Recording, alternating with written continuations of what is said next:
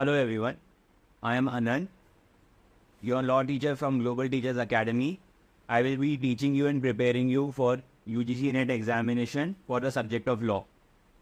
आज मैं आपको एक ओवरव्यू देने जा रहा हूँ इस सिलेबस का जो लॉ सब्जेक्ट का है. And before I give a overview मैं आपसे एक जनरल इंपॉर्टेंट चीज़ डिस्कस करना चाहता हूँ. As a teacher and as a student मैं चाहता हूँ और मैं एक्सपेक्ट करता हूँ आप मेरी बात को समझें.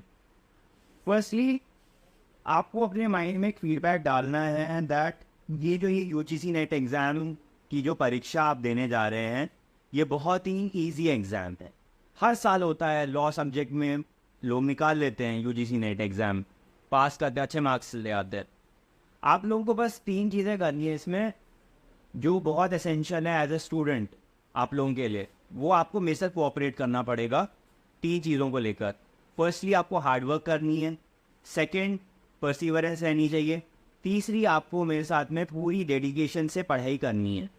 एंड मैं आपको ये गारंटी दे रहा हूँ अगर आप ये 3 चीज़ें केवल ये 3 चीज़ें फॉलो करेंगे आपके लिए बिल्कुल भी ईजी है. ये बहुत ही बिल्कुल भी ईजी है ये एग्ज़ाम निकालना. कोई आपको प्रॉब्लम नहीं होगी, कोई आपत्ति नहीं आएगी. लेकिन इसमें एक और चीज़ इम्पॉर्टेंट है जो मैं आपको जनरली बता रहा हूँ.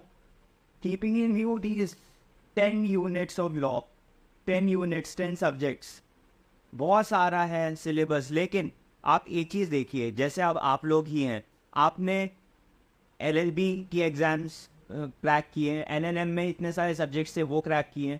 आपके लिए कोई प्रॉब्लम नहीं होगी ये सब्जेक्ट्स को समझना. कई बार ऐसा होता है लॉ कॉलेजेस में, वो कुछ सब्जेक्ट्स होते हैं वो किसी लॉ कॉलेज में पढ़ाया है, किसी सेमेस्टर में किसी और कॉलेज में नहीं पढ़ाया वो सब कुछ. अब आप लोगों को बाई चांस, वैसे तो ये सारे ऐसे सब्जेक्ट्स आप देख लीजिए ये आपने कवर अप करे ही होंगे, लेकिन कुछ ऐसा सब्जेक्ट आपको लगता है जो आपने LLB में LLM में नहीं पढ़ा था, so you need not worry about it. I am there to clear your doubts, I am there to work hard with you, provided you have to be focus and you have to just give me an honest feedback. अगर आपको कोई doubt लगता है class में, you are suppose to tell me, ask me the doubts. और फिर भी आपको अगर कुछ भी, I will be there to sort out each and every doubts which you people have while studying these subjects. And I will say you something important. जो ये 10 units हैं लॉ सब्जेक्ट में, इनमें से 5 ऐसे यूनिट्स हैं जो बहुत ही ज़्यादा इम्पोर्टेंट है. क्योंकि इनकी इम्पोर्टेंस ये है कि अक्सर बहुत सारे क्वेश्चंस रिपीट होते हैं यूजीसी नेट एग्ज़ाम में इन सब्जेक्ट्स से.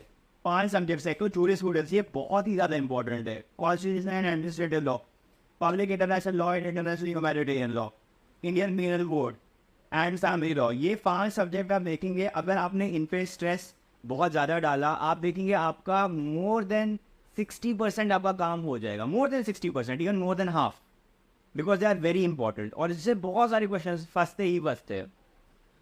हम लोग सब करेंगे, सारे यूनिट्स कवर करेंगे, लेकिन ये जो 5 यूनिट्स हैं, मैं किसलिए इनके आगे मैंने यहाँ पे इम्पोर्टेंट लिखा है, because these are highly important and relevant subjects.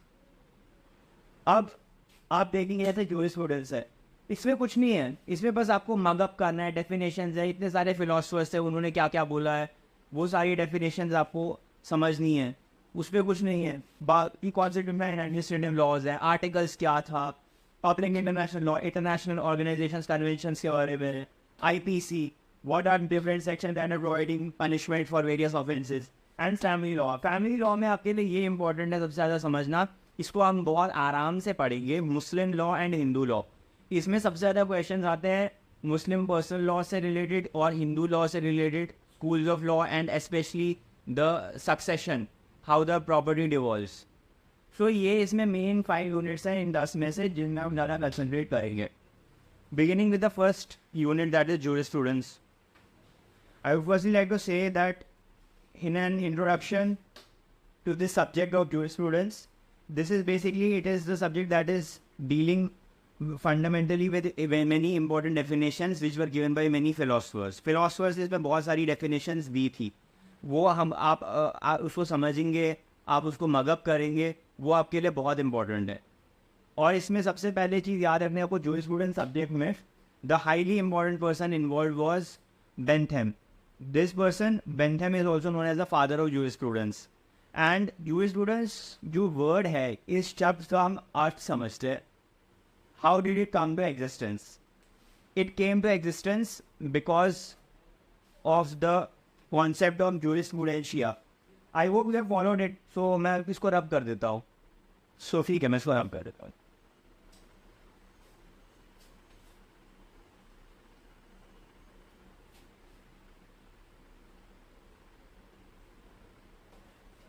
अब हम एक एक सब्जेक्ट को आराम से पढ़ते हैं, समझते हैं. जैसे मैं आपको जूरिस्प्रूडेंस के बारे में बता रहा था. जूरिस्प्रूडेंस का जो इंट्रोडक्शन है, it came from the word called jurisprudentia. And ये याद रखें, ये भी आता है कभी कभार इसलिए क्वेश्चन, काफ़ी बारी आता है, कभी कभार क्या काफ़ी बारी, that how did it evolve. It was a Latin word which means the science of law. Okay, तो अभी समझ लीजिए साइंस ऑफ लॉ साइड. इसमें सबसे इंपॉर्टेंट पर्सन है सब्जेक्ट में, आप याद रखिए. The most important person is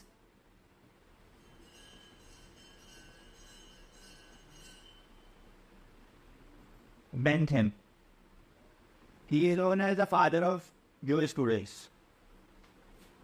So इसमें बहुत सारी डेफिनेशंस और भी दी थी, जैसे काफ़ी सारे और फिलोसफर्स है, जैसे ऑस्टिन. ऑस्टिन वर्ड के साथ आप याद रखेंगे ऑस्टिन.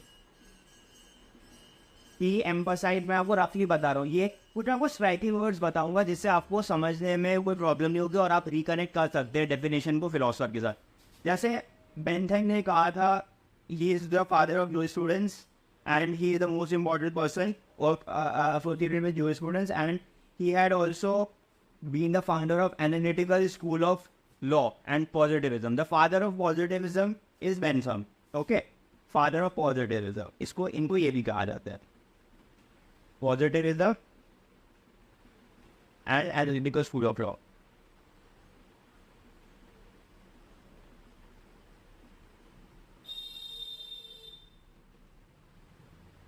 तो ये बेंथम के साथ चीज़ें एसोसिएटेड है. अब ऑस्टिन जो है, ऑस्टिन के साथ आप याद रखेंगे, ये वर्ड मैं आपको बता रहा हूँ, इन्होंने एम्फसाइज किया था सुपीरियरिटी ऑफ सॉवरेन. आप समझ लीजिए इसको. आप ऑस्टिन जहाँ पर भी देखेंगे, आप ये इसको कनेक्ट कर लीजिए अपने माइंड में, सुपीरियरिटी ऑफ सॉवरेन. और इन्होंने क्या डेफिनेशन दी थी, इन्होंने ऐसा कहा था ऑस्टिन ने, that he emphasized on the superiority of sovereign by stating that law is the command of sovereign. तो आप एक हिसाब से समझ लीजिए, इन्होंने ऐसा समझाया था दैट जो भी सॉवरेन कह रहा है उसका command, you are suppose to follow it quietly, you are suppose to follow it faithfully, religiously. He emphasized on the superiority of sovereign. So आपको ये मैंने कीवर्ड जैसे समझा रहा हूँ, आप इससे कनेक्ट कर सकते हैं, जिससे आपको कोई प्रॉब्लम नहीं होगी. आई होप आप फॉलो कर रहे हैं इसको. अगर किसी को डाउट है पूछ सकते हैं. Apart from these two important people, I hope it is clear to all of you, there are other people who are also associated. They gave different definitions about jurisprudence. There was Ulpian. मैं आपको tricks बता रहा हूँ कैसे आपको समझना है. तो इन्होंने ये सीधा कहा था, jurisprudence is they can't do it. They have a knowledge of things divine and human, और साथ में science of just and unjust. अब मैं आपको कुछ ट्रिक्स बता रहा हूँ कैसे आप कनेक्ट करेंगे. उल्पियन, ये वर्ड देख लिया आपने, उल्पियन. और लास्ट वर्ड क्या, unjust. Jurisprudence is the knowledge of things that are divine and human, and science of just and unjust. Ulpian first connects the first alphabet of this philosopher with the last alphabet of the definition. U. जहाँ पे आपको ये दिख रहा है, Ulpian unjust, science of just and unjust. तो आप एकदम से कनेक्ट करेंगे. Ulpian is associated with the jurisprudence, the knowledge of things that are divine and human, and science of unjust and just and unjust. जहाँ पे आपको unjust word दिख रहा है, एकदम से आप कनेक्ट कीजिए Ulpian के साथ में. तो ऐसे करके आपको डेफिनेशन को एनालाइज करना है, आपको समझ कर भी करना है, लेकिन मैं आपको कुछ डेफिनेशन में आपको ट्रिक्स बता रहा हूँ समझने के लिए, जिससे आप उसको करेक्ट करेंगे. और अक्सर ये ऐसे क्वेश्चंस आते हैं, जैसे आप देखेंगे एग्जाम में, दैट ऑप्शंस दिए होंगे फिलोसफर्स, और ये कहा होगा who is correctly matched with the philosophy. तो अगर आपको ऑस्टिन कहीं पे दिख रहे हैं, ऑस्टिन में आप देख रहे हैं उसके सामने या इर्द गिर्द उसके कहीं पे there is a definition superiority of sovereign, तो आप एकदम से ऑस्टिन को उससे कनेक्ट करेंगे। Ulpian just and unjust, जो students the knowledge of things that are divine and human, science of just and unjust, ऐसे करके कनेक्ट करेंगे तो आपका वो क्वेश्चन ठीक हो जाएगा। You have to just understand because there are tricks also specially in jurisprudence how you are suppose to understand the things. Apart from this thing, I hope आप लोगों को अभी कोई डाउट नहीं हुआ है अभी तक किसी में। अगर कुछ डाउट आप पूछ सकते हैं मेरे को। फिर इसमें जनरल कॉन्सेप्ट्स भी है। What is it is the general discussion about jurisprudence. In the class we study it in much detailed way, लेकिन मैं आपको अभी एक ओवरव्यू बता रहा हूँ इसका।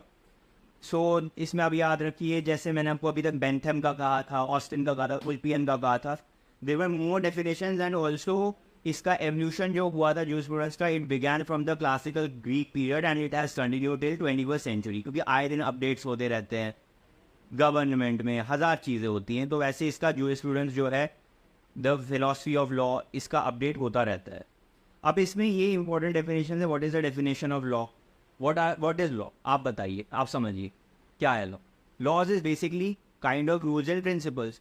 सो बेसिकली डेफिनेशन ऑफ लॉ जो है, these are the different kinds of rules and principles and they mean justice, morality, reason, order. ये बहुत ही बेसिक चीज़ें हैं। क्योंकि लॉ क्यों बनाते हैं आप खुद सोचिए, ताकि सोसाइटी में और कंट्री में, नेशनल लेवल पर, सोसाइटी में, एट द डोमेस्टिक लेवल एक लॉ एंड ऑर्डर का प्रॉब्लम रहे। बिल्कुल भी नहीं रहना चाहिए। लॉ एंड ऑर्डर का कोई प्रॉब्लम नहीं रहना चाहिए। लॉ एंड ऑर्डर मेंटेन रहना चाहिए। सोसाइटी लेवल पे there should be an order, कोई भी कोई प्रॉब्लम ना क्रिएट हो। It is basically about the betterment of the society. अब इसमें डेफिनेशन ऑफ लॉ इम्पोर्टेंट था, जैसे सैलमन ने कहा था, law is a body of principles that are recognised by the states in administrating justice. Salmond जो है, आप इसमें कनेक्ट करेंगे Salmond, another philosopher, law is body of principle was recognized by state. For me that's clear. अगर आपको मेरी writing नहीं समझ में आ रही है, आप लोग पूछ सकते हैं, मैं और बेटर वे पे लिख लूँगा। मैं से रनिंग हैंड में नहीं लिखूँगा, अगर कोई प्रॉब्लम नहीं है जिससे समझने में।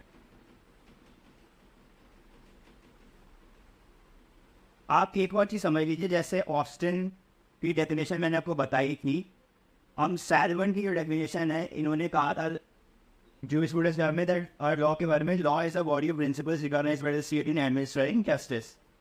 अब ये आइडेंटिकल डेफिनेशन है, ऑस्टिन से मिलती जुलती है, लेकिन ये डिफरेंस है, ऑस्टिन ने सॉवरेन पावर को एम्फोसाइज किया था, सैलमन ने एक स्टेट को एम्फोसाइज किया है। सैलमन वैसे ही आप कनेक्ट करेंगे that he has emphasise that the body of principles that the state has recognized in administration of justice. So आप इसमें इस सैलमन की डेफिनेशन को स्टेट की सुपीरियरिटी से कनेक्ट करके आप समझ लीजिए इसको। ये ऐसे करके ये डेफिनेशन सैलमन ने कही थी। अब मैंने आपको ऑस्टिन के बारे में बोला एंड सैलमन के बारे में कहा। इसमें बहुत सारी और सारी डेफिनेशंस भी हैं। इसमें सबसे इम्पोर्टेंट एक और कॉन्सेप्ट है जो हम आगे अब पढ़ेंगे, अब पढ़ने जा रहे हैं, that what are the schools of jurisprudence. There are many schools that were associated with this subject of jurisprudence, and I hope you people have followed till now. अगर किसी को कोई डाउट आप पूछ सकते हैं।